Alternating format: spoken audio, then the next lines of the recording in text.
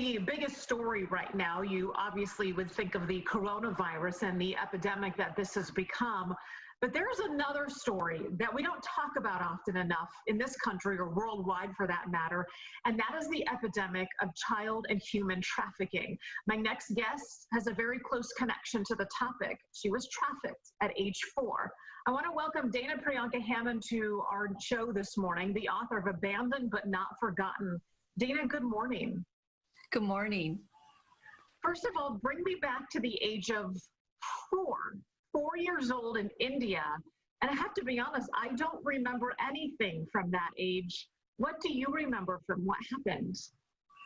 Oh, wow. A traumatic situation. I obviously, when something traumatic that takes place in a person's life, they can't help but to remember that. And I was abducted from my parents, and then being thrown in a burlap rice sack and taken away. And I just remember just constantly feeling sleepy and not knowing what was going on, feeling scared and terrified. And I was always falling asleep, and I just didn't understand why.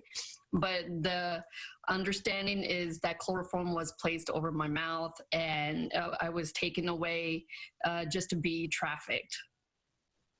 I read the first part of your book, Dana, and I made me terribly sad, and I had chills because I think of just this. You were a toddler, you were a baby, you were 4 years old at the time, in a rice sack, put onto a train, headed off to who knows where. There was a miracle that happened on that train. What happened? At the train station, when I was found, I was taken from a police officer at the train station and brought to the orphanage. And I'm not sure if they were part of it or if the orphanage was part of the scenario, because there is such thing as adoption trafficking and being hiring somebody to take children and placing them at the orphanages. Eventually, Dana, connect the dots here. You made it from that Indian orphanage here to the United States, but that necessarily wasn't this happily ever after moment. No, it certainly wasn't. It was a time when you really needed a family to take care of you and then raise you in a healthy manner. That was not my life story. My life story was where the family just neglected to take care of me and abused me. Have you been able to heal, Dana, at all? Like, you've been through such trauma from the earliest memories of your life. Where does the healing begin? And is that even a possibility? It is a possibility. It takes time. But unfortunately, PTSD, it still deals with you. Even throughout my adult life, it deals with me.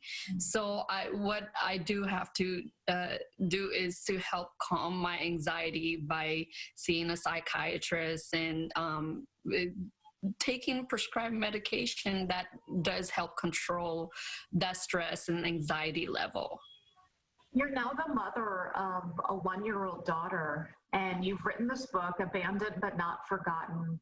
What's the message you want people to get when they read your book and they go through your story and it's just horrifying what happened to you, but there's a call to action here?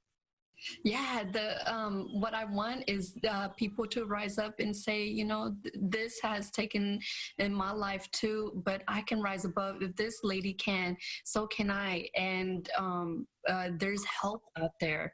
And the call to action is to provide sense of hope. And as far as finding your birth parents, finding your history, have you been able to track them down? Is there any closure for them? No, not yet. I'm actually on a journey to finding my birth family right now as of we speak. The company that I hired, they're not able to do much because of the coronavirus situation. It's not allowing them to go out in the field to find more documents behind my background or anything that they could possibly find in India. So that's been on a standstill. So once that lifts, they will be able to go out in the field and to do a little bit more work. And I will be able to go back to India and be on the media network over there and say, hey, I'm that missing person. I'm looking for my birth family, and just go from there. When people hear this interview, Dana, they might think, oh gosh, what happened to her is a problem in that part of the world. That doesn't happen here. They couldn't be further from the truth.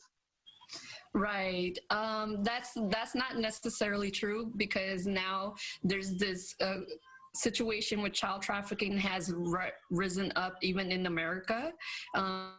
It used to be a lot only known in foreign country, but it's worked its way over here now. And so there is steps that people can take, and what they can do is just reach out to their local governor and saying, hey, I'm concerned about this circumstance in my near town, and you can just vote for free. It's free to put in a petition in your name, and do your research. Find out what is the 1-800 number that you can reach out to if you feel that there is somebody who's being trafficked. So it is a major issue, and I want to put awareness out there for people, even here in America. You're so brave, Dana, to share your story and to give others hope that no matter what you've been through, there is another side, and you can work your way slowly but surely through trauma and grief and find that other side. Again, the book is called Abandoned But Not Forgotten, and we appreciate you sharing your story with us this morning. Thank you, Heather. That's a lot of courage Dana showing right there.